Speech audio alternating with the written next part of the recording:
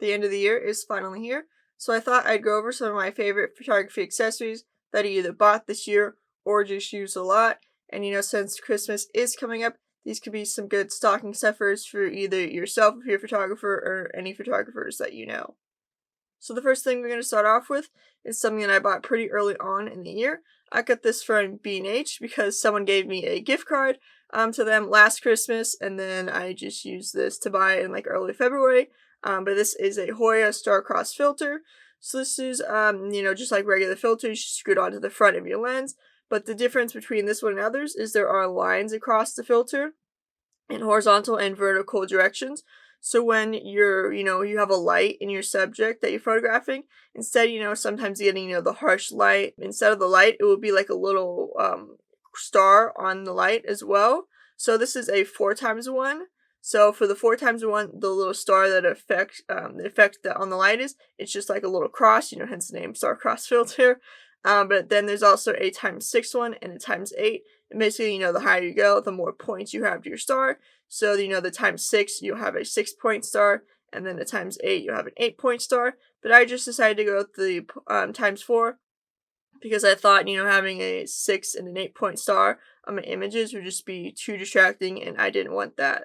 So the way I actually stumbled upon this was I do concert photography, and I saw, some concert images from, some of my fellow friends, just other concert photographers that I follow on Instagram, and they had these, like, stars on their images, on the lights, and I was like, well, that's really cool. Is this, like, something you add in Lightroom or Photoshop, which, easily you can add it, but then I kind of discovered across the filter where it just, does it in camera itself, and it is kind of random and stuff, so I don't really have to, do it myself. You can randomly get some cool things, or randomly, you could get some bad images as well. That's kind of the risk of this filter. But, I thought it was really cool.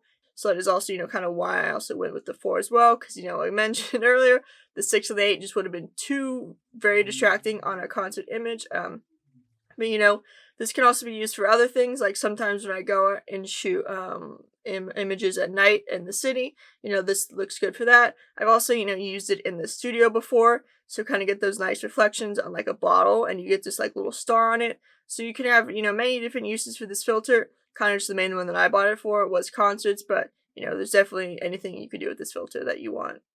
So next up is an intervalometer. I got this off of Amazon for like $10, so it was a reasonably good price item. But it also hasn't failed me yet, so it is also a good quality for the price as well. But basically what an intervalometer is, if you don't know, it is for shooting time lapses. So you simply just plug this into your camera, and then you set the time how every often you want to take a picture. So for my time lapses, I do a picture every 6 seconds. So I put that into this, plug it into the camera, and then let it go. And then, every 6 seconds it will be taking a picture, so I don't have to do anything, and I can just kind of set it down and let it go by itself. And kind of the reason I have an actual device for this is because, most modern cameras today, they do have time-lapse compatibility in them, but for mine, instead of, it coming out with raw images, it just compresses all the images it takes together into a video, and I don't really want that because editing a video compared to editing images, you do not have as much leeway between them or, capability between them either. So with, raw images, I get a ton more detail and information, and being a photographer, that is what I want. I want all those details. I want all those informations to do, whatever I want in editing. So that is why I just use this device instead of, using my camera. And then also, depending on what camera brand you have, your intervalometer is going to be a little different. So I have a Nikon. So a little adaptation to it is specific for a Nikon camera. So if you do have a Sony or a Canon, you want to make sure when you're looking into buying one of these that is specific for your camera. So this next item is the most expensive item. It is a light meter, and a light meter basically is just for helping you figure out your correct settings, like your exposure for like aperture, shutter speed, and ISO. And with a digital camera, you don't really need this at all because it does it all for you. But I just use this for when I'm shooting film. So, you could probably thinking, well, if you're a decent photographer, you kind of know your settings by heart. You can figure out how bright or dark an image needs to be with your environment. But that is true, I can easily do that, but it's kind of just with my film, I want my images to be perfect, or, sometimes I am going for certain looks, and I want my images to be overexposed, or underexposed, you know, or sometimes, you know, there's like shadows and highlights that I want to get both. So I gotta have to figure out both readings and then, you know, kind of get in the middle between those two. So it's kind of like situations like that that I use a light meter because, you know, like I mentioned, I want my images to be perfect. I kind of see them as not like, oh, just, you know, quick random photos that I take. If they turn out good, they turn out good. Like some people, that's how some people shoot film. I do not shoot film like that, you know. So it's kind of just, you know, personal preference at this point, you know, if you want to use one or not.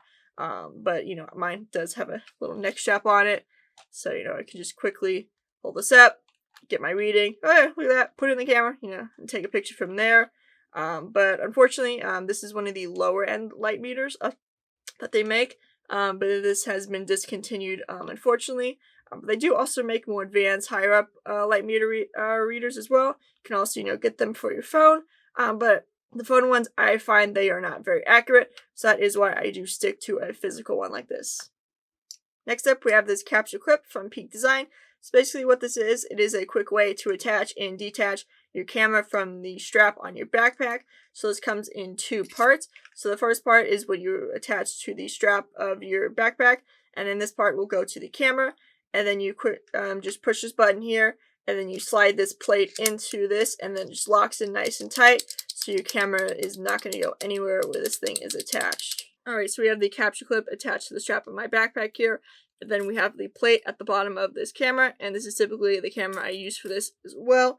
So to do it, again, I'm just going to push this button in, and then just slide the plate right in, and as you can see, it just sits nice and secure there, and no matter how much I move this thing up and down or side to side, it's not going anywhere, so you do not have to worry about that. And then to undo it, again, the same thing, just push the button, and then slide right out, and then from here, you can just, you know, quickly and take your picture from there. There's also a way to lock it, so you just slide the thing in here again, and then from the little knob here, you're just going to turn it forward, and then no matter how much I press the release, it won't do it because it is locked now. So if you are worried that, you know, something will, you know, press this and your camera could fall out, then you can do that. I usually don't lock it because from then I can't just quickly grab and go like I usually can pressing the button. You have to, you know, take the time to unlock it, then press the button and undo it. So I just, you know, don't like that extra step because sometimes, you know, like I am a quick and go shooter. So yeah, but for $70, not too insanely priced, because when this does, you know, hold the fate of your camera in its hands, you'll want to spend that extra money. Next up, we have another filter. It is a veritable ND filter, and this is actually the first one that I've ever owned for one of my, you know, digital cameras. Obviously, I have them for my drone, but, you know, this is going to be different and a lot bigger than my drone ones. But the reason I bought this was because, you know, I started doing more videos, and with videos, your shutter speed has to be at a certain number. You know, you can't really raise or lower it depending on what, you know, your frame rate is. So, you know, when you're, you know, outside in a very, you know, harsh sunlight day, you can only go your aperture so high, and sometimes, you know, you don't want your aperture to be super high either. So that is kind of the reason for this. You know, I got a veritable one because, you know, I don't really know a lot about these and kind of like the science behind them and like the numbers. The fixed ones, you know, that just, you know, seems like kind of limiting myself by doing that. But then also with veritable ones, you know, the higher up you go when you turn it to advance it, you know, the darker it gets. But then also that is how you're letting in some vignetting into your, you know, images and videos. So you have to be cautious of that as well. But, you know, I don't really go up super high, so I kind of keep it, you know, in the middle to low range, so that vignetting isn't really a problem for me. And, you know, it's easy to fix in Lightroom with photos, so it's not really that much of a challenge either. But yeah, just, you know, if you do shoot videos or you find yourself in a lot of these harsh sunlight situations and you want your settings to kind of be specific, this is going to come in really handy for that. Then the last item we have is just this little mini tripod. You know, you can use this for kind of a few different situations. You know, maybe you are vlogging and you want to hold up your camera. Maybe doing a little talking head part like this. You just want to set this down on your table and then point this at you. Or maybe you want to get those cool little low angle shots from the ground. So you just change the angle of the kind of head part. Then you can just tilt this up. So yeah, it would be cool. But kind of also with this, depending on how heavy your camera is, this may or may not topple over when you do the angle like this. But I have a mirrorless camera, so if I want to do something like this, it's not going to topple over. Obviously, you know, you could add like weights to the legs and stuff, but that's just kind of, defeats the purpose of this little, quick little tool. It's kind of just like grab and go kind of running stuff with this thing. But I got this off of Amazon for like $15. Obviously, there are tons of different, versions and models and brands you can get from this. But, it's kind of a little quick little tool to have. I don't really use this a lot, kind of, doing videos, stuff like this. That is the main reason why I have this for, though.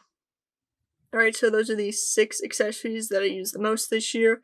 And they also, kind of did help me slightly elevate my video and photo game from like here to here. So that, kind of is a good thing as well. That kind of is a thing with accessories. They are not necessary, but they are nice to have. You can do some cool and creative things with them.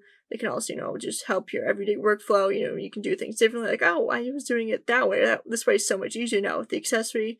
Kind of just stuff like that. They just kind of make your life a little bit easier, kind of stuff like that. A lot of these are also under $100, except for the light meter. So, with Christmas coming up, like I mentioned earlier, you can buy these for yourself. Or, if you have a photographer friend, these would kind of be perfect for them.